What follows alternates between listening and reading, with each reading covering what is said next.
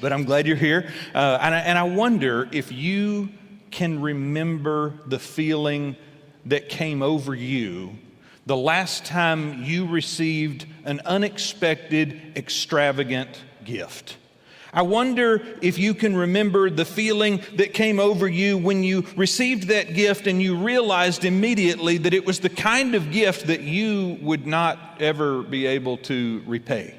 You know, like if you experience that and some of the generous gifts that you've received in your lifetime, I wonder if you can connect again to that feeling of being a little bit overwhelmed, maybe a little bit panicked, maybe a little bit shy or embarrassed, maybe a little bit inadequate, but whatever feeling it was that came over you when you received a gift that you weren't expecting and a gift that you weren't confident you deserved. I've been the recipient of many generous gifts in my lifetime. I'm so fortunate in that way, but one that stood out to me was a number of years ago when Sarah and I were still pretty young, pretty new married couple, had only been married for a little while. And some friends of ours who had been married a few years longer than us surprised us with a gift. They showed up at our house and they said, we own a timeshare, and they said, we instead of us going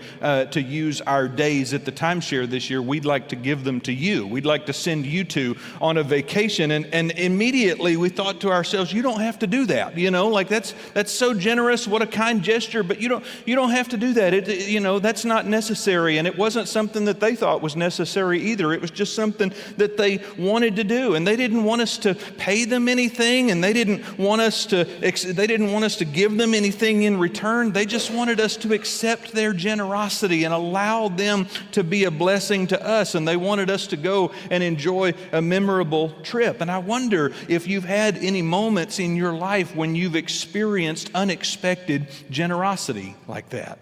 I wonder if you can look back to a time in your life, maybe some time when money was especially tight and someone helped you, get a car repaired or get a new vehicle so that you could get where you needed to go. I wonder if maybe you can remember a time when somebody surprised you by covering a large bill for you or forgiving a large bill for you. I wonder if you can remember a time when somebody made it possible for you to enroll in school and you didn't know how you were going to pay for it, but they took care of that for you. I wonder if there's some moment in your life when you can connect with that feeling of being blessed extravagantly. And today I want to ask you to connect with that feeling and reflect on what it's like to be the recipient of extraordinary generosity. And I want you to think about the response that it inspires inside your heart when you receive a blessing like that. I'm so glad you've joined us at Heritage today. In case we haven't met, my name's Brock, and I am really looking forward to the chance to get to meet you.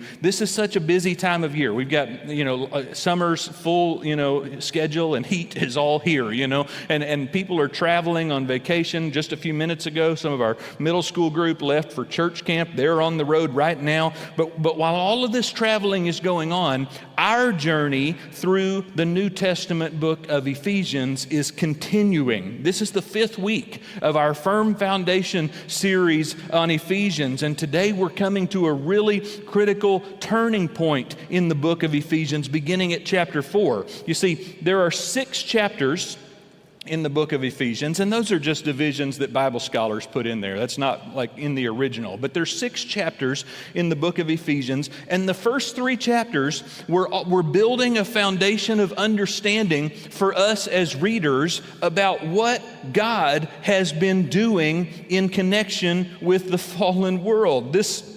These first 3 chapters are all about how God has been engaging with creation, engaging with humanity, even though we have made a mess of things here in the world. These first 3 chapters of Ephesians, we heard as we made our way through, We heard these grand, sweeping descriptions of how God is rewriting the story of the cosmos, about how God is taking a world that had been headed toward self-destruction, and God is reversing the entire trajectory and steering it toward restoration instead. In a universe where death was winning, God defeated death by raising Christ from the grave and reorienting the entire creation so that life could flourish again. And the most astonishing thing that we picked up in the first 3 chapters of Ephesians is that God has saved us. God has saved us through His own initiative and solely by His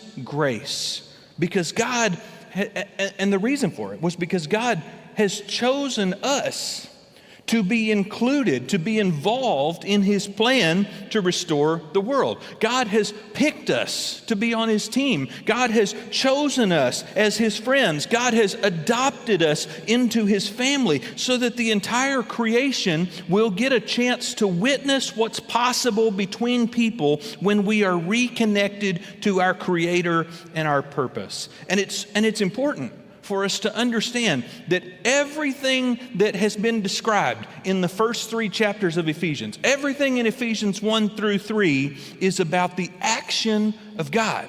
All right, it's about the initiative of God. Paul has been explaining God's plan, describing what God has done and what God is doing and what God is going to do. In the first 3 chapters of Ephesians, God is the actor. God is the initiator. God is the one who's the subject of all the verbs. In fact, in the first 3 chapters of Ephesians, this is kind of, trivia, but it's interesting. In the first 3 chapters of Ephesians, there's only one imperative verb, only one verb in the entire 3 chapters that instructs the reader to do anything. And the one verb in those 3 chapters is remember.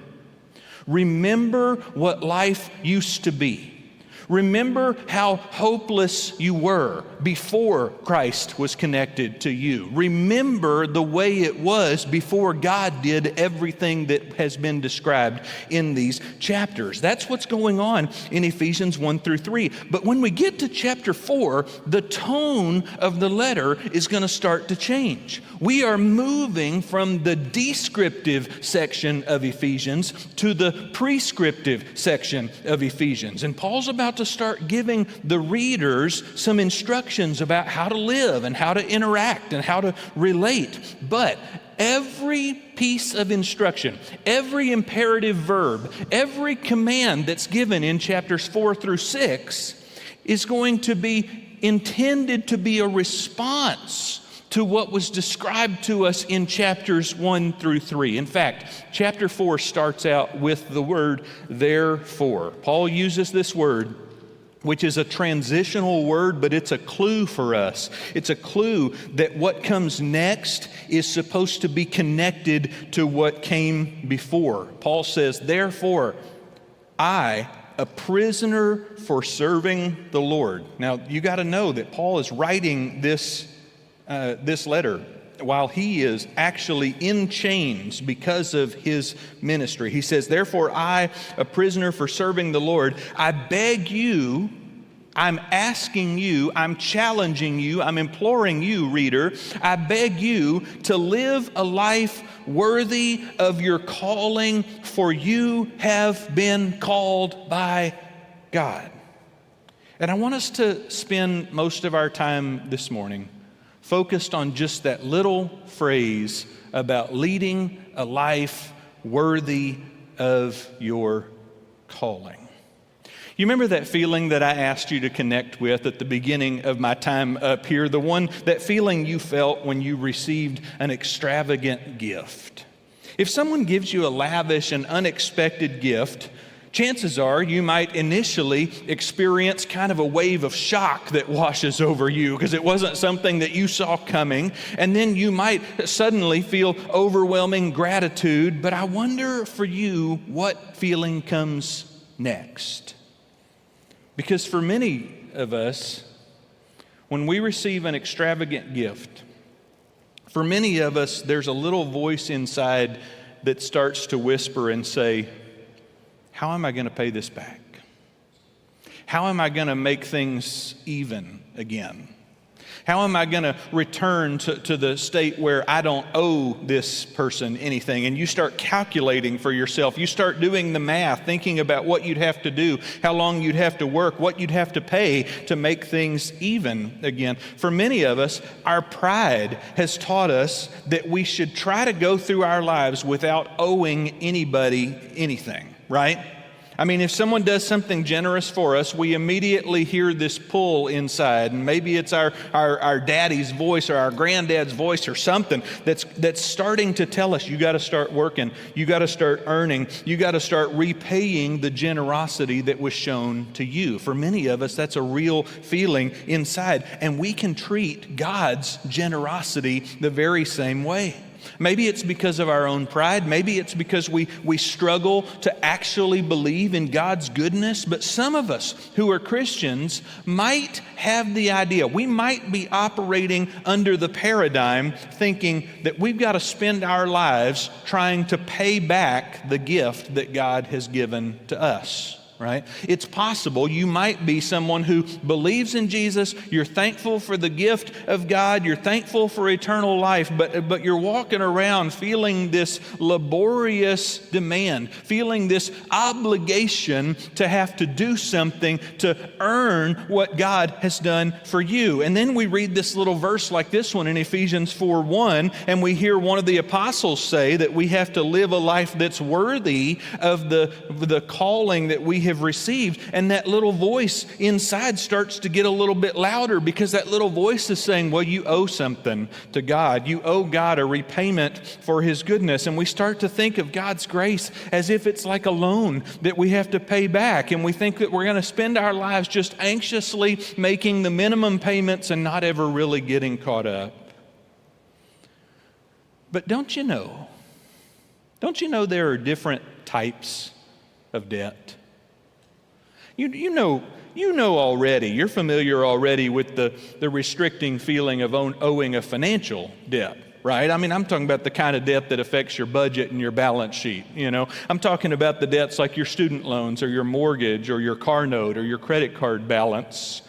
Those are the kind of debts that you hope will eventually go away, right?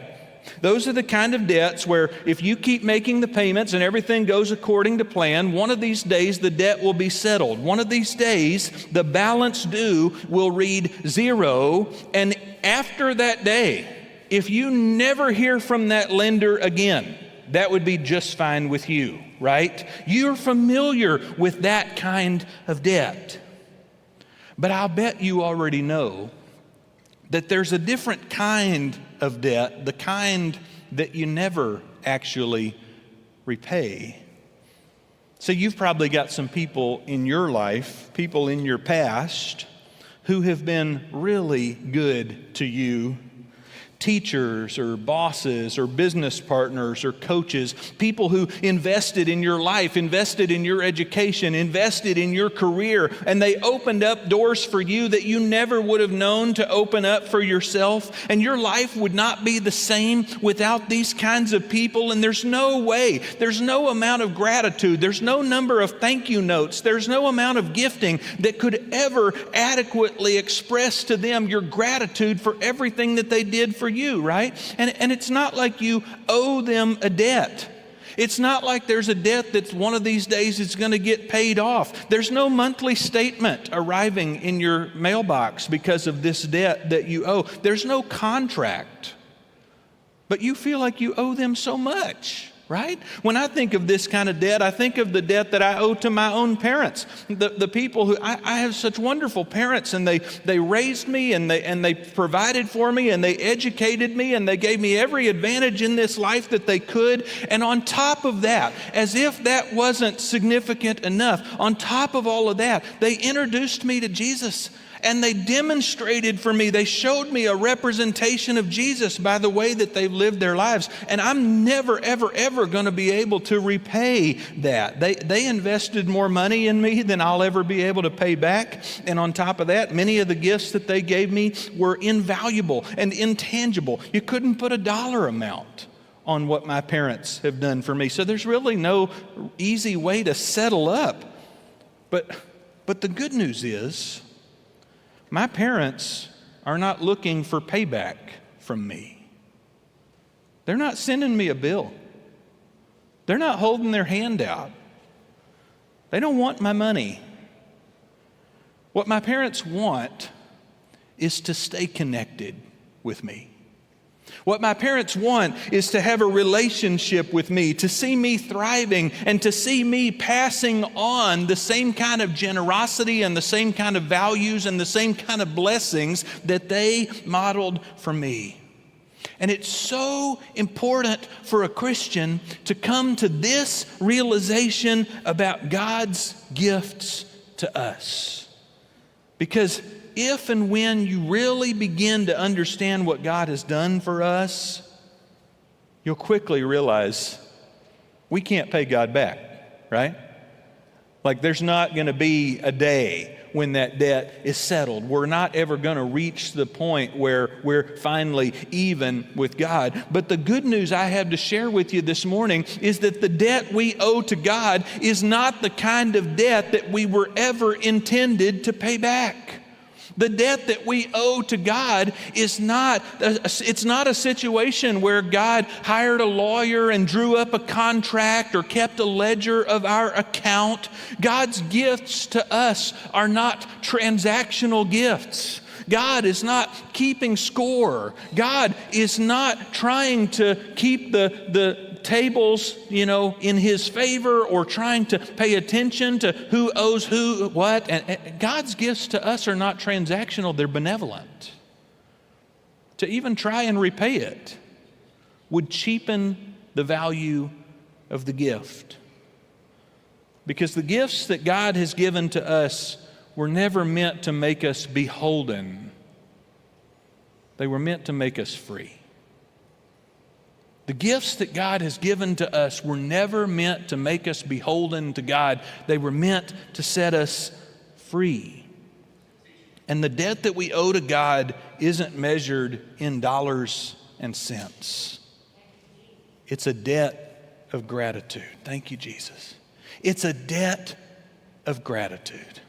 Many of you would remember, some of you aren't old enough, but many of you would remember the movie that came out somehow 27 years ago now, Saving Private Ryan, this story about this World War II soldier whose 3 brothers are all killed in combat, and so the Army graciously decides to send him home from combat, only the problem is that they have to find him first, and he's fighting somewhere on the front lines in Europe, and so the Army sends this unit of 8 soldiers to track him down and bring him back so he can be discharged. And over the course of the mission to find him and bring him back, 6 of the 8 soldiers in that unit are killed trying to find Private Ryan. And in one of the most iconic scenes in the movie, the commanding officer of the unit, played by Tom Hanks, he's been mortally wounded and he's got just a few moments to speak to Private Ryan before he himself passes away. And as he reflects on everything that's happened and all the men he's lost and all the pain that he's endured, and now as he faces the ending moments of his own life, he looks at Private Ryan, for whom this entire mission was centered around him. He looks at Private Ryan, and some of you remember the words that he said. He looked at him and he said, "Earn this. Earn this." And later on, at the end of the movie, the timeline flashes forward and we see this elderly Private Ryan standing at the grave of Tom Hanks' character and wondering to himself if he accomplished what he should have accomplished. He's recounting his life and his accomplishments and the seasons of everything he went through, and he's wondering did I do enough to earn it? Did I do enough to earn the sacrifice that was made for me? And even in that final scene, he's feeling this debt. He's feeling this obligation. He's feeling this responsibility as if he owed something that he could have possibly paid back if he had only tried hard enough. But I'm convinced that earning it was never going to be possible for Private Ryan. In fact, I'm also convinced that earning it was never really the point for Private Ryan, because there's a difference between an obligation and a friendship. There's a difference between the kind of relationship where you are obligated to each other and the kind of relationship where you choose to be connected to one another, right? Arthur Brooks came out with a great book last year called Strength to Strength, and one of the concepts that he deals with in that book, he talks about the difference between real friends and deal friends. All right, does that connect with you at all? It looks like I'm doing like Longhorn symbols up here, and I'm really not. He talks about the difference between real friends and deal friends. He says there are some friends in your life, those deal friends, it's the kind of people that are co-workers and business partners and network associates and contacts that you trust, the people that you know are going to be honest dealers and they're going to hold up their end of the bargain, and the kind of person that you would refer a friend to if they needed help with, some legal question or some financial something, or they needed to, get some advice someplace. Those are your deal friends, the kind of people where your relationship is centered around what you can do for one another. But then he talks about the value and the importance for your life of having real friends, the people who aren't just your friends because of what they can get from you, the people who are your friends because you choose each other. In preparation for this sermon, I was reading, this is going to sound funny, I was reading some stuff from an ancient philosopher that lived around the same time as the Apostle Paul. His name was Seneca, and even though we don't ever have anything in his writing that tells us that he was a Christian, church tradition says that he was a member of the body of Christ, that he was somebody who believed in this story. But in a lot of his writing, he talked about some of the virtues and the values and the morals of his day, which tells us something about the climate that Paul was writing in. And I'm going to paraphrase Seneca because the language is complicated here, but one of the things he said really struck me. He says, you have to be far more careful when you select your creditor for a friendship or a benefit as opposed to when you select your creditor for a loan. He says, in other words, you've got to be selective about who you're going to allow yourself to become indebted to. Because when it comes to a loan, like the kind you get from a bank, you have to return the amount that you've received and the interest, but then when you've returned it and you've paid all of the debt, you're free. And that relationship there's no more obligation there. There's no more expectation in that relationship. He said, but when it comes to a debt of gratitude, when it comes to owing somebody a debt of gratitude, you have to make an additional payment. And then after you pay the debt of gratitude, the bond between you still holds. And that's what makes friendship endure. And I want to tell you, this is the kind of relationship that God is after with you.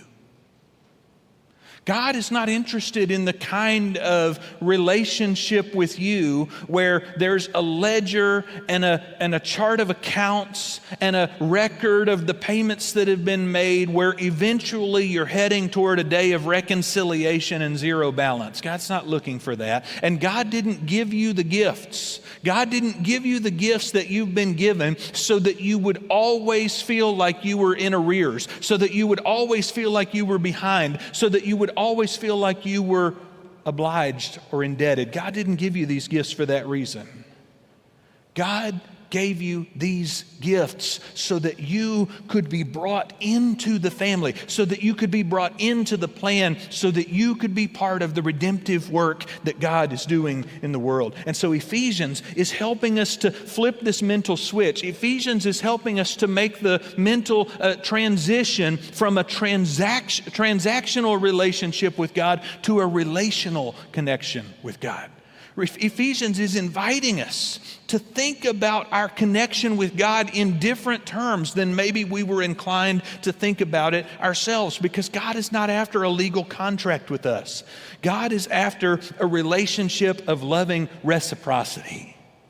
God is after the kind of connection with you where we're just always thinking about each other, right? Where we're always wanting to be a blessing to one another. And our calling in this connection with God, our calling is not to repay a debt, but to live in response to an unrepayable debt.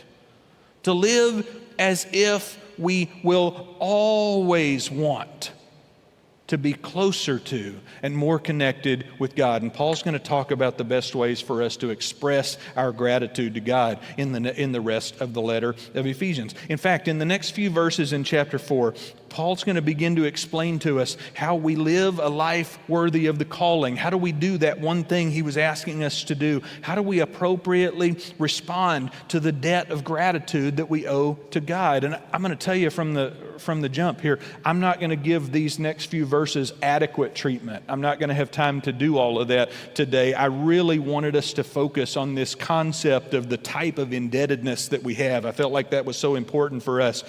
But what I want you to notice as we breeze through the next couple of verses, what I want you to notice is that Paul is going to cast a vision where our response to God is characterized best by the way we treat God's people. Okay? Don't miss this. Our response, our living a life worthy of our calling to God is best characterized by the way we treat the other people of God. In fact, here's how Paul's going to describe this. Beginning in Ephesians chapter 4, verse 2, Paul says, "Always be humble and gentle. Be patient with each other." Now, this is immediately after saying, live a life worthy of the calling that you've received from God, right? Paul says that, and then the instinctive response, the implied response will be, well, what do you want us to do? How would we do that, Paul? And he says, always be humble and gentle. Be patient with each other, making allowance for each other's faults because of your love. He says, make every effort to keep yourselves united in the Spirit, binding yourselves together with peace, because, or for, there is one body and one Spirit, just as you've been called to one glorious hope for the future. There is one Lord, one faith, one baptism, one God and Father of all, who is over all and in all and living through all. Paul says there is one central uniting force, uniting factor, uniting person who has connected you with one another. And as long as you stay connected to each other, that's how you stay connected to the one who has brought you together. I want you to imagine for just a moment that I came by your house and I dropped off a present, a gift that was wrapped beautifully. And when you opened it up, you looked inside the box and you found a key. It was a house key, and I told you, this is the key to my home. Imagine that I said, this is the key to my house, and I want you to own this key. This key is yours, and the reason I'm giving you this key is because we've got a room that's waiting for you. You're going to have a seat at my table for every meal. You're going to be a part of my family. You're going to have full access to everything I've got. You're going to belong with us. You can be secure with us. You can call my home your home. Now, I'm not coming by your house to do this today, but we're imagining, right? We're imagining, what would you do to make repayment for something like that, for a statement like that? I mean, what would you do? Like, buy me a new watch, or offer to mow the yard for a set number of years? Or I mean, what could you do? There's not really any price that could be put on that kind of inclusion, that kind of invitation, that kind of acceptance. It turns out that any kind of attempt to repay that would kind of just turn that gesture of love into like a crude transaction. You can't really repay something like that, but what you can do is you can respond to it. You can let your heart be filled with gratitude. You can tell other people, you won't believe the gift that I've received. You could treat the key with care. And if the person who invited you into their house had one simple request, If the person who invited you to be a part of their life, to be included in their family, if the person who invited you to that had one simple request, wouldn't you be pretty honored to respond to that request? If the one thing they said was, the only thing I'm going to ask is that when you're in my home, because you're a part of my family, I want you to get along with the other people who have the key. I want you to care for the other people who also have been invited. I want you to love them because they're included in my family too. That shouldn't feel like a heavy burden to us. It should feel to us like just the response of gratitude for the gift of being brought into the family in the first place. And this is our host's primary request.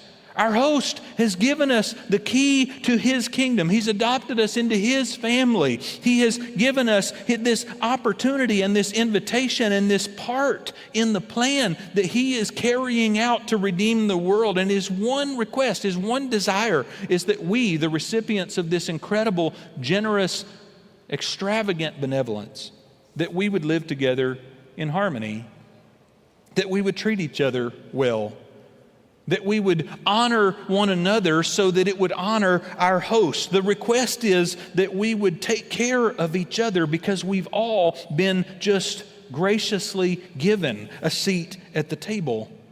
And there's things we can do to mess it up. Whenever we allow bitterness to fester between us and one of the other people who has a key to the house, we start to dishonor the host. We start to dishonor the one who has invited us. Every time we start to split up into groups and factions and cliques, every time we break fellowship with each other, every time we refuse to forgive one another, we're telling the world that the gift of this key is not really all that valuable to us. We're taking our host's gift for granted and causing chaos in the house. And so how do you actively live out your gratitude? How do you live a life worthy of the calling that you've received? How do you maintain the unity of the Spirit through the bond of peace? How do you repay a debt of gratitude to God? Well, you have to remember how you got here.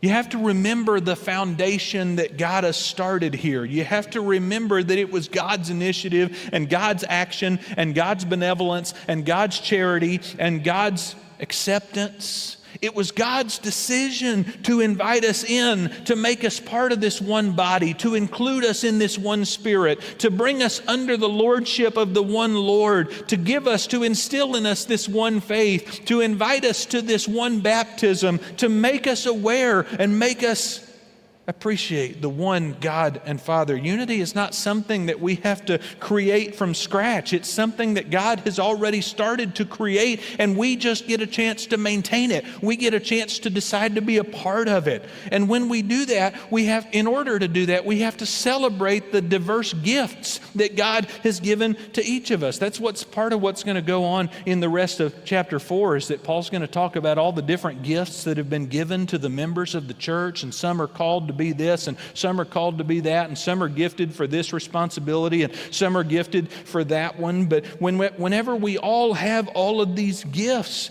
our gratitude means that we celebrate the way that God is working through everybody in the family, everybody who has been given a key.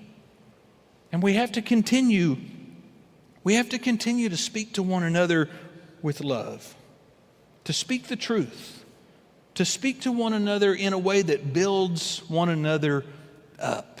This is how we respond to the goodness of our benevolent, gracious God. And so as you begin to process this message in your own week this week, I want to remind you that we're not saved because of our worthy walk. We walk worthy because we're saved, right? We're living in response to the goodness of God. And your life is not intended to be this frantic, anxious effort to pay off some cosmic debt. Your life is intended to be a response of gratitude because God has given you a home, because God has given you a family, because God has given you a gift that was free. And so this week, when you're faced with the choice to build bridges or walls, to offer forgiveness or to nurse grudges, to speak a word of encouragement or to speak a word of criticism, the challenge for us is to remember the host. The challenge for us is to remember the unpayable gift that has been given to us, and with a heart that is overflowing with gratitude, that we would make every effort to maintain the unity of the Spirit through the bond of peace. God's not interested in a relationship where we finally settle the score and settle our account and then go our separate ways. God's interested in a relationship, a real friend relationship, where we're going to stay connected and always look to be a blessing to one another. And that is a paradigm for faith that might totally upend everything you've ever understood about God. But it's a paradigm for faith that makes the journey beautiful.